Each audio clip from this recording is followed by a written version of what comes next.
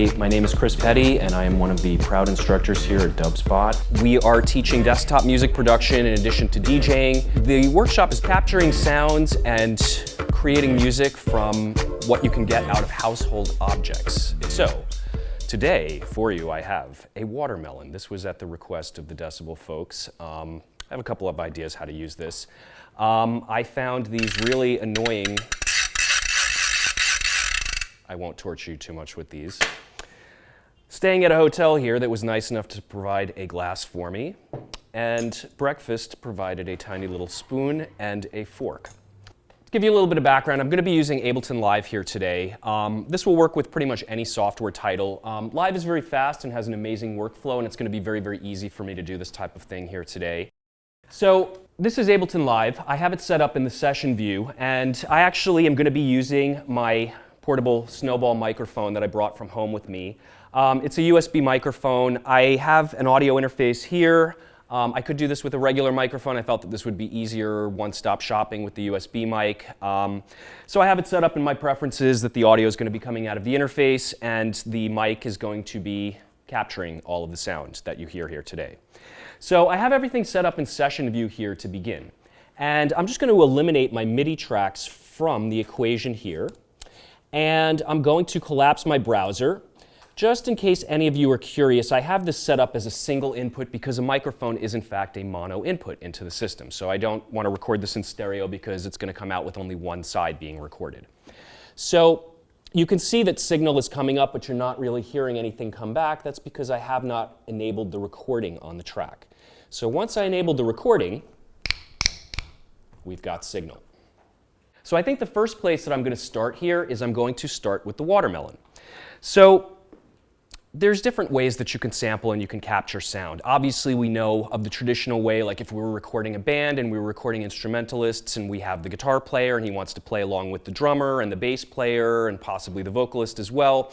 This would be considered recording or sampling in context. That's not what I'm going to do here today. I'm actually just going to have fun with this stuff and I'm going to twist the sounds around after I get everything into the computer. So as far as what I can do with the watermelon, what's a realistic thing that I could do here? Well, the thing that I thought that would make the most sense is probably to bang in a couple of rhythms and everything. So basically what I'm going to do is I'm simply just going to hit record here in my first clip slot. And while it's recording, I'm just going to bang in some rhythms on the watermelon. So it's recording.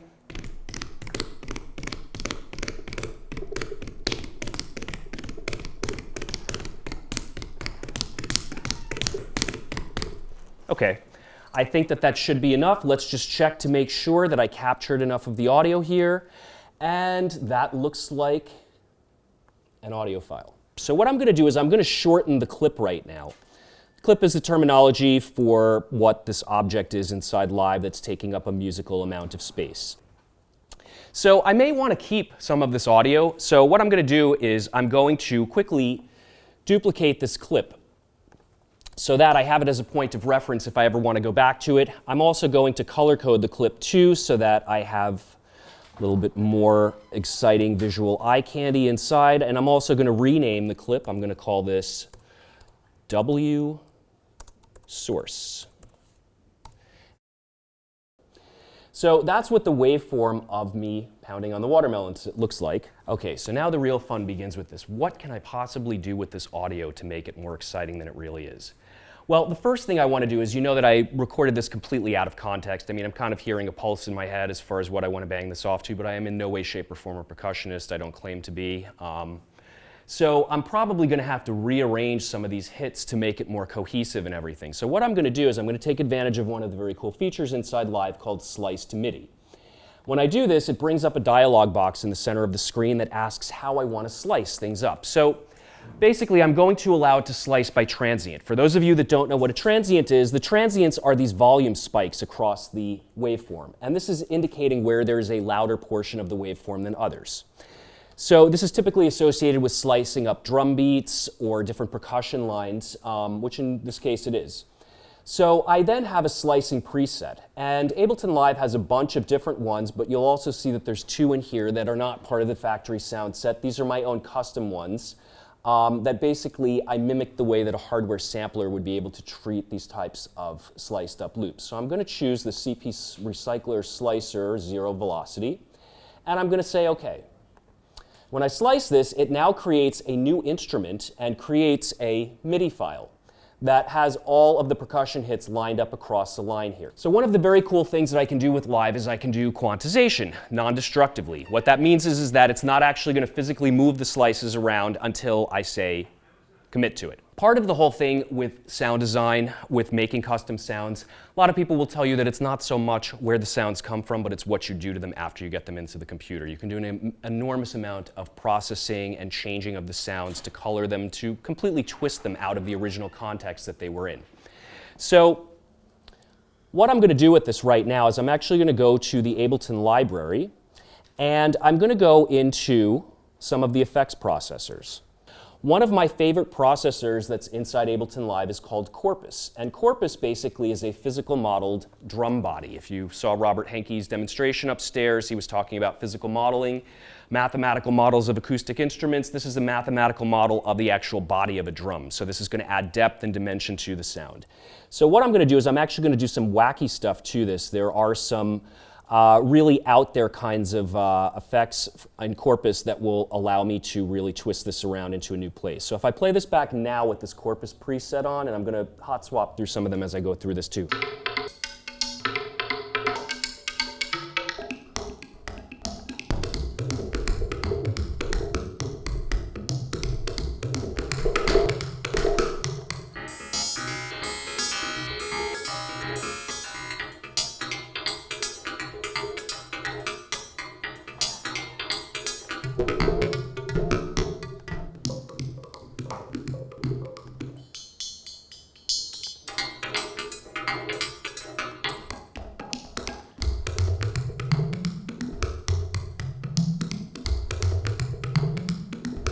I actually kind of like this one the best. My first couple instincts here I think were the right ones. Okay, so I've got a working idea here with this. I think the next thing that I want to do is I want to drop a drum beat into the whole thing. So I'm going to go to my library of Ableton instruments, and I have this custom drum rack. We do a lot of videos for the school, if you haven't checked out the YouTube channel, and I contribute to these videos as well. One of the videos that I did recently was called The Final Drum Rack, and if you haven't learned this trick with Ableton Live, this is actually one of the coolest ones. I have 128 different kick drum samples into this drum rack. I have 128 different snare drum samples in. I have 128 claps, 128 shakers, 128 closed hi-hats, 128 open hi-hats, 128 cymbals. And I can change through them with these top-level macro controls. So, if you have any questions about that, please refer to the video on YouTube. So what I'm going to do is I'm going to simply draw in a 4-on-the-floor beat to go against the rhythm that I have here. So I'm going to put my kick drum here, I'm going to put my kick drum here, I'm going to put my kick drum here, I'm going to put my kick drum here. I'm going to put a closed hat here, a closed hat here, a closed hat here, and a closed hat here. I'm also going to put a clap here, and I'm going to put a clap here. And when we play this all back together, I'm probably going to have to adjust some of these sounds that I have going on for the drum kit, but this is the basic structure.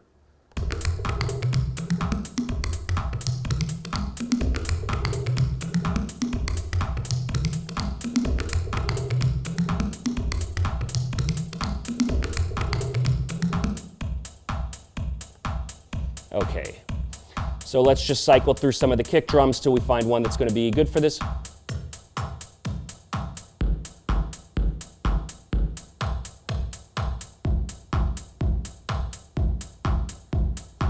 And then the clap.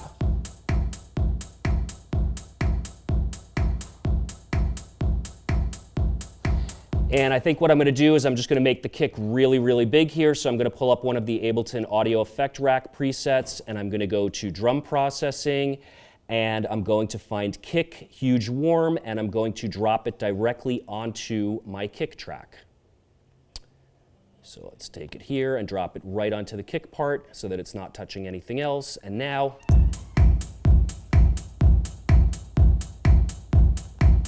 and my closed hi-hat, let's adjust the transposition. And let's change the closed hi-hat sound.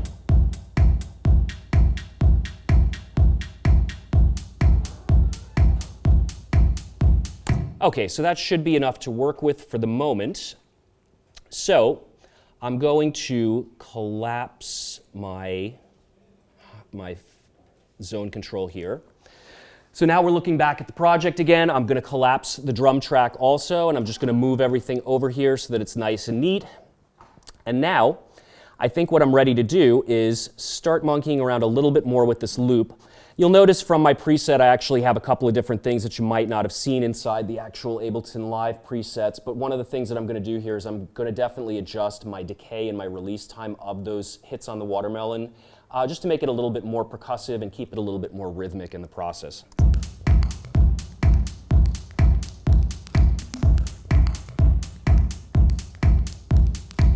Now we all heard those effects that I had added to the actual, watermelon slices and everything, and there was more than one that was cool. That's what my feeling with it was. So, why should I have to make a choice of one?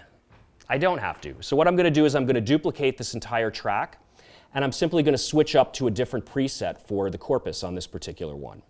So let's go here and choose, let's try ping pong loop. And let's hear how this all sounds together now.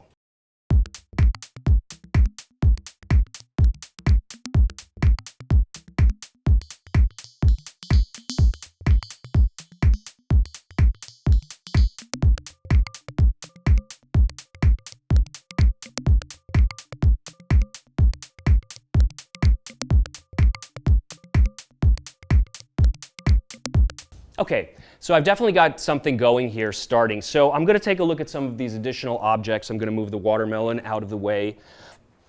So I have a glass here, and I have a spoon, and I have a fork, and I also have the noisemakers from last New Year's. So I think what I want to do is I want to create a couple of metallic-y type hit sounds here. So what I'm going to do is I'm actually going to sample the glass. For this, I don't need to have anything else running in the midst of all of this, so I'm going to shut all of my tracks off except for my recording track, and I'm going to record, enable that one, and I'm going to hit the record button up here.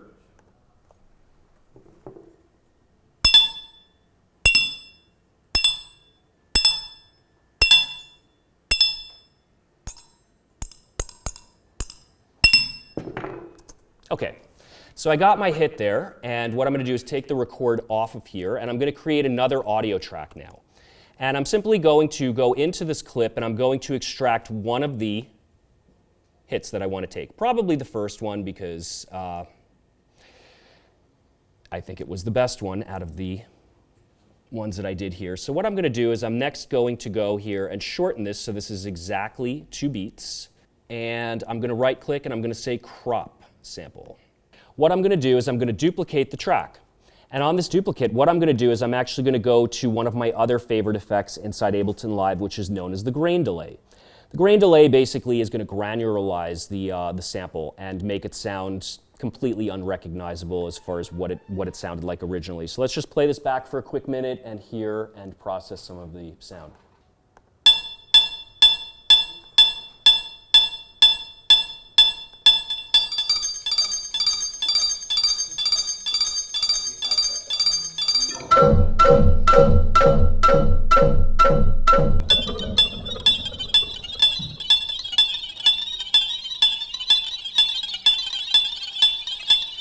So I'm just going to turn my wet dry amount up 100% so that all we hear is the processed sound.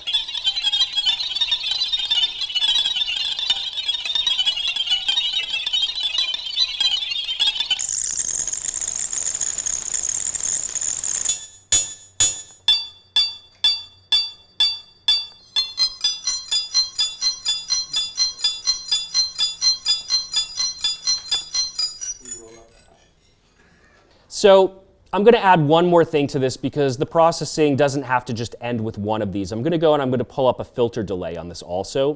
This is going to make the sound trail out a little bit more. I'm also going to pull up one of the presets from here too. Let's try moving 3, 5, 6 and let's see what that does. So now,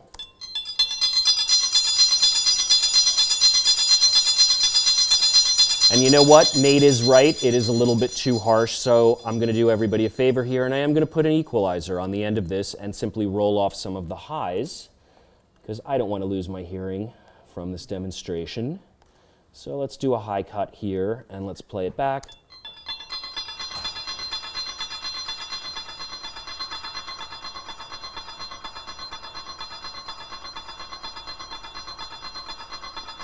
Okay, so let's hear this in context, and let's actually shut off the initial one.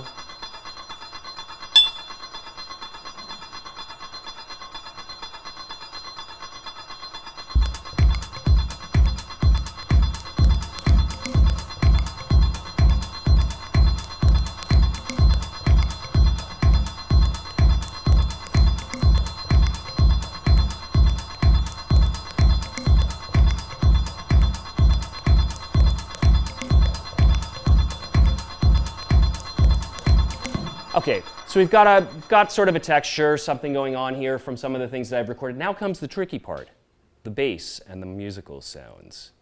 Don't really think I'm going to get that out of the watermelon. I could probably stretch it and do something. We do have a tone from the glass, but it's really not exactly the type of tone that I would want to have to make the bass line. So we come to the noisemakers.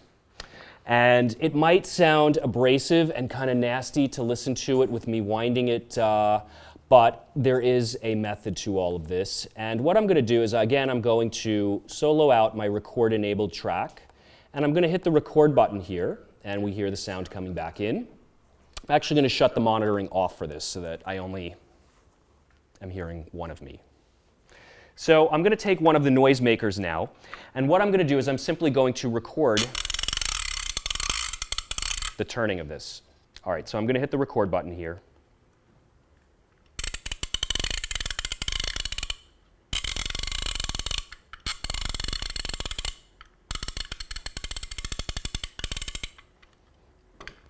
And believe it or not, that's enough.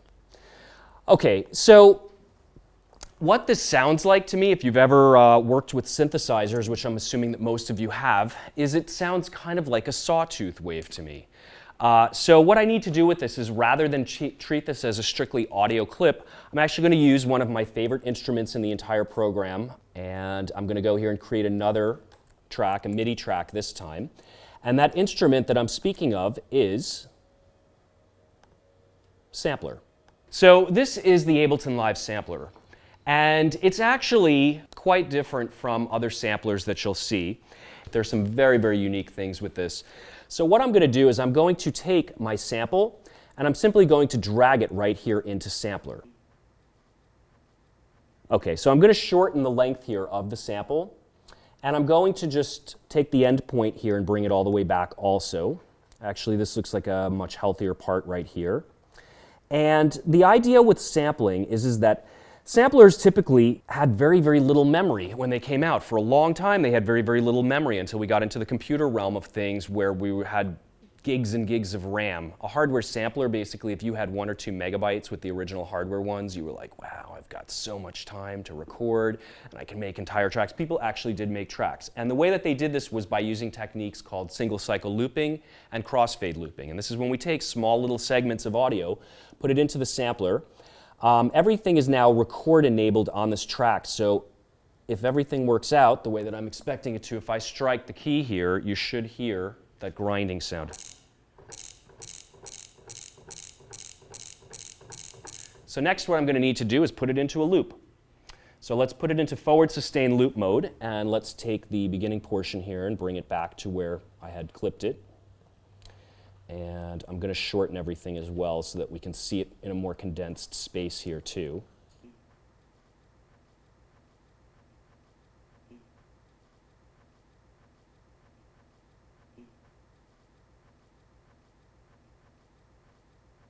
So let's go here, and now if I strike the key,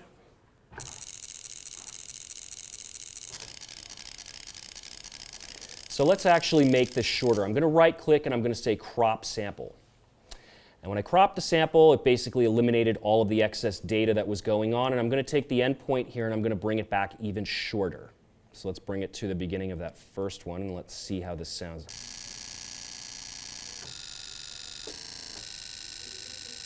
Okay, right click again, crop the sample.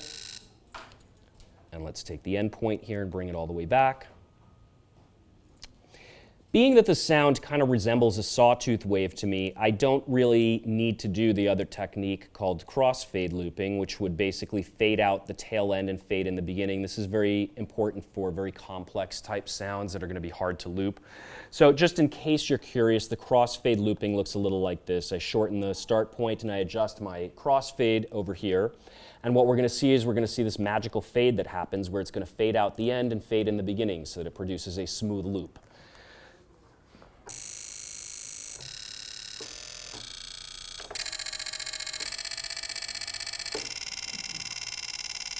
Okay, so let's actually shorten this just a little bit further here.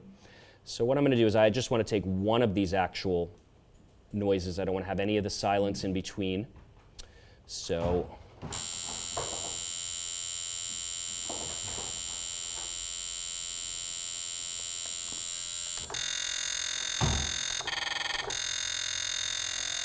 okay, so now what I'm going to do is I'm going to crop this again. And I've got what's starting to sound like a synthesizer tone coming out of here. So where Sampler really excels is in its synthesis capabilities. There's an amazing morphing filter inside Sampler that morphs between low pass, band pass, high pass, and notch. And I can really do some amazing sound shaping capabilities here with this instrument. So I'm putting a low pass filter onto it at 12 decibel. And I'm going to turn the volume up on the sample itself.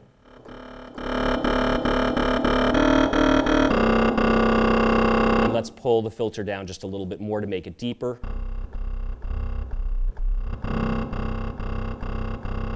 And let's choose a 24 decibel filter.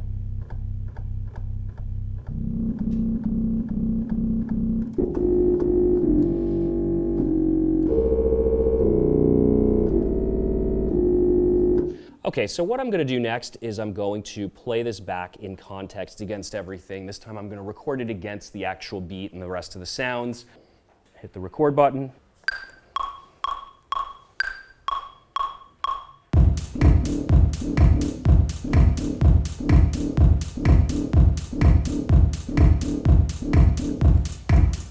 Okay, that should be enough. So let's take a look at my MIDI here. I know I screwed up on the first one, so let's take it from the second measure here. And we can put this in a really tight loop because it's pretty much the same thing going over and over again.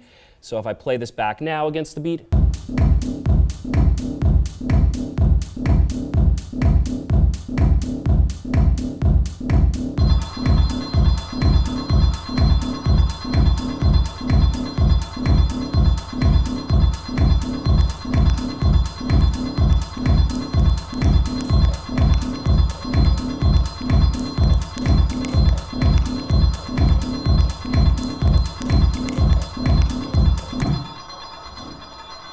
And that's basically what I'm able to do in 45 minutes for you with household objects. So, and I have to return the glass and the fork and spoon to the hotel. And Nate is going to cut up some watermelon now. Here you go.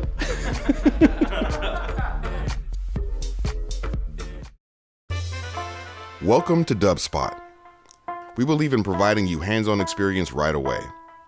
Whether you're completely new to music and want to turn the sounds in your head into a musical reality, or you're an experienced artist looking to refine your skills and add new tools to your arsenal, we're ready to meet you at your level. For students of all ages, all levels, and all styles of music, Dubspot is here to help you achieve your goals. With course offerings both online wherever you are and at our school in the heart of New York City, we are ready to guide you through the next phase of your musical transformation. Whether you want to produce music, DJ, or do both, you've come to the right place. Come explore Dubspot for yourself, become a part of our community, and make music.